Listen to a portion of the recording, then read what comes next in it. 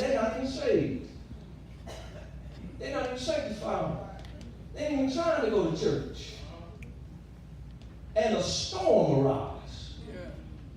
The storm stops the boat in the Mediterranean Sea. And Jonah ain't nowhere to be found. Y'all know what I'm talking about. People stir up all their trouble. People stir up all these issues. Stir up all these waters. Then you can't find them in the daylight with a flashlight.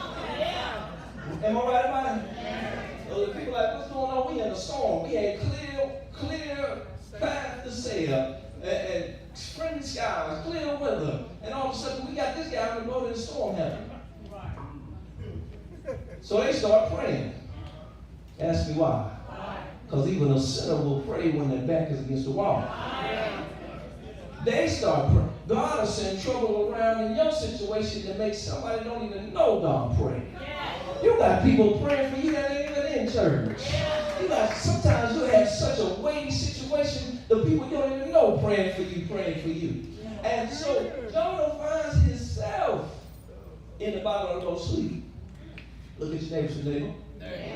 Oh, neighbor. You can run from the assignment, but you can't outrun the anointing. But the second chance principle says God forgives you faster than you forgive yourself. So the people are like, what are we going to do? They praying, they doing all this, they throwing stuff overboard. They don't want to sink the storm. They go down in the bottom of the ship. Here go Jonah curled up in the back, hiding, laying down sleep. And the captain said, away go sleep. Jonah like, oh, y'all looking for me? They said, we in a storm, man. We gonna pray. We all done prayed over our different gods. We need you to pray for your God. Look at your neighbor and say, neighbor, will the real God please stand up?